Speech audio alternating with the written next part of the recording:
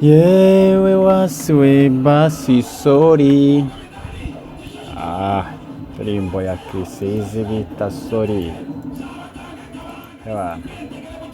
Abantu barayitegereje cyane cyane cyane.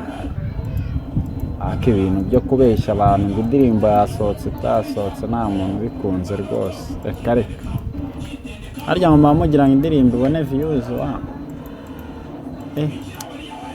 ni hatari kweli.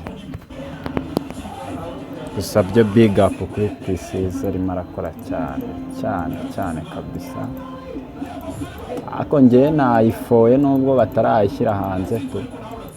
Kantu Junior ajya akunda kuririmba muri filime ngo yewe wasiwe basi sorry. Ntago mukazi ndibaza ako kantu gashobora kuza muri chorus. Nawe rero ugerageze nyandikire mbwira urakeka iriya ndirimbo bise ngo basi sorry. Urumva chorus yabi gerageza ukurikije Chris Easy ibintu akunda kuririmbaho, noneho urebe na Junior ukuntu aba yitwaye mu gasobanuye. Inspiration ya Chris Easy njya mbona ayikura kuri Junior mu bintu by'agasobanuye, cyangwa se Junior ni ukura inspiration kuri Chris Easy mu bintu by'agasobanuye. Ariko wapi nanone nta rutugu rukura ngo rusumbe ijosi. Ngo Chris Easy ni ukura inspiration kuri Junior, sibyo? Dukurikije uko amakuru abivuga. Ndabemera cyane. Kora subscribe,